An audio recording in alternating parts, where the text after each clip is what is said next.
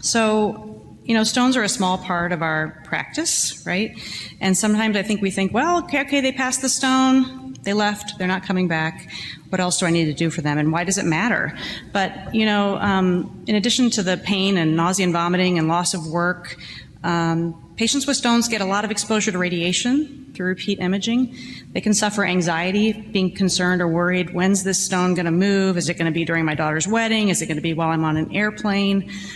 So it has quite a bit of anxiety associated with it, and also can cause both acute and chronic kidney injury with recurrent stone disease. And of course, in the elderly and frail, in the setting of a obstructing stone with an infection, people can get uroseptic and even die from that. So obviously it can be pretty serious. And the recurrence rates are real. So if somebody young develops a stone, such as a child, and they have another 60 years of life, you can extrapolate from these numbers that they're very likely to have considerable stone events and recurrence rates in the future. So the longer you live or the longer life you have ahead of you, the more likely you are to have subsequent stones. This is just a quick outline. I want to identify 3 key resources for you because this is a lot of information, and there's, of course, a lot more depth that you can take if you're interested in that. And so I'm going to give you 3 great resources that are free and available to everyone that you can turn to later as you're working up your patients and trying to figure out, what do I do for this condition? So we'll show you those resources. We're going to talk about evaluation, of course, blood tests, urine tests, stone analysis. And then we're going to talk about prevention based on diagnosis, so kind of organized by, once you've done your testing, does my patient have hyperoxaluria? Does my patient have hypercalciuria? And identifying that abnormality for your individual patient, and then focusing and tailoring your prevention measures to their diagnoses that are relevant to their stone disease. And we're going to have some case studies kind of sprinkled throughout. The questions are online. You can answer them now, or you can wait till the end. And while we're doing case studies, I'll probably have you sort of shout out if you're comfortable, and I'll repeat it. What do you see that's abnormal in this case study? And we'll see how that works. If it doesn't work, I'll just carry on. Okay, so the first resource, of course, that we're all familiar with about all things urologic are the American Urologic Association guidelines.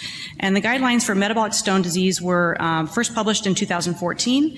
They have just established an update committee to make sure that those are relevant and make updates, and they'll be working on that in the coming months.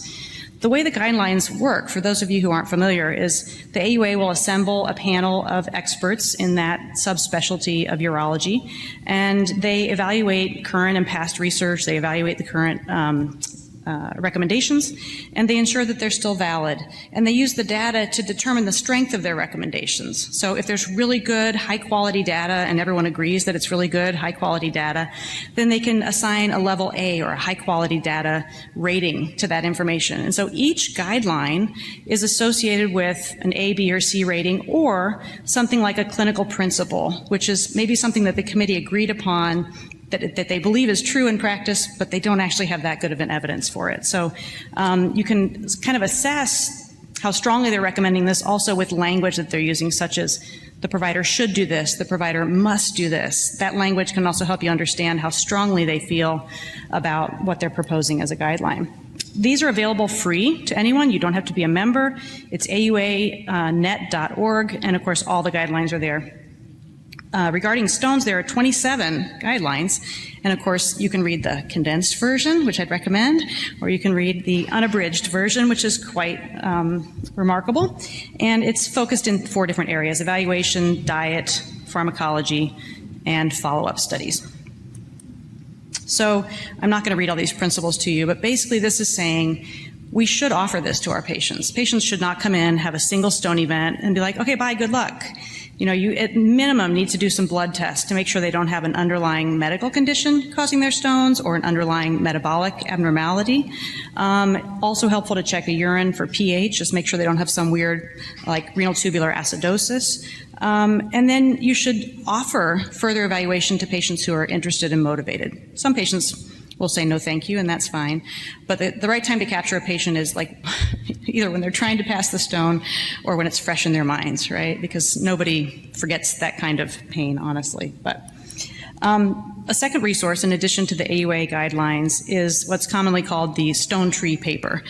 This is a 6-page document, very accessible, very readable, and highlighted and supplemented with these tree-like algorithms that take a little time to kind of sort through, but once you see how it's visually describing the points that they're trying to make in the paper, the Stone Tree paper is really a great place to start, also as you're learning about metabolic stone disease. And then finally, Fred Coe is a nephrologist at the University of Chicago who's committed his entire career to stone disease, metabolic stone disease, helping kidney stones patients.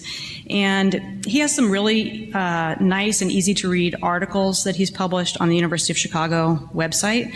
They're very readable. He's a funny guy. He's a super smart guy.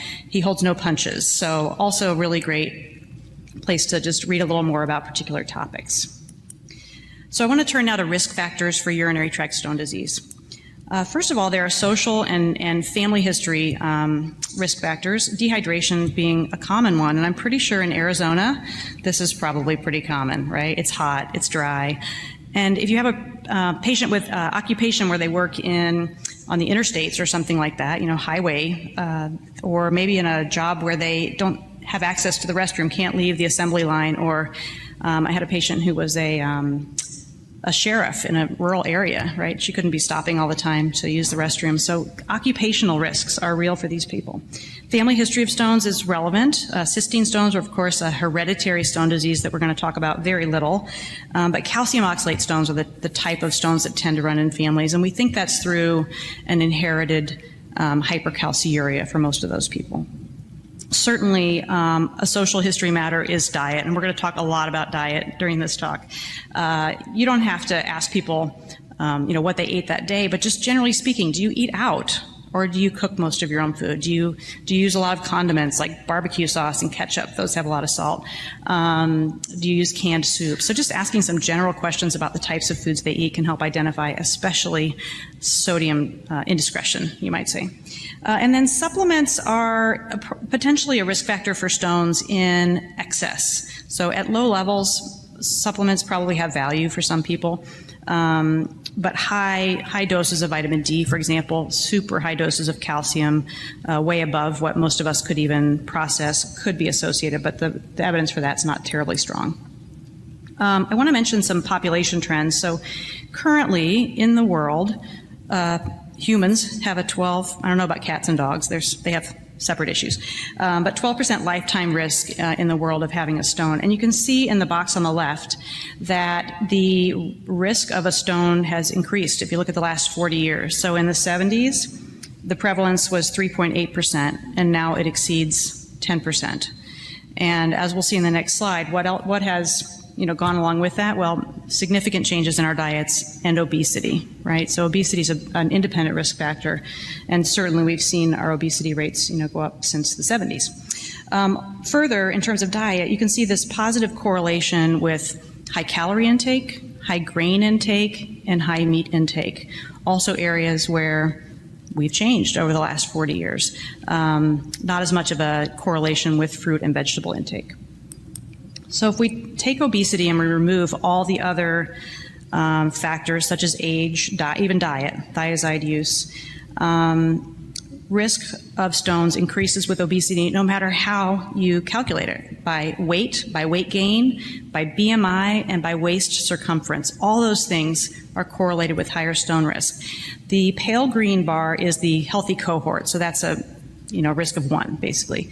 And then men are in the yellow bar, associated with BMI, waist circumference, et cetera. And women are the darker green bar. So what this suggests is that obesity for women is even more highly correlated with stone disease than it is for men. So all I'm saying is if you have a patient with stones and maybe they've started thinking about a weight loss program, this might be the thing that helps them, find some additional motivation for those healthcare change or for those health changes that they need.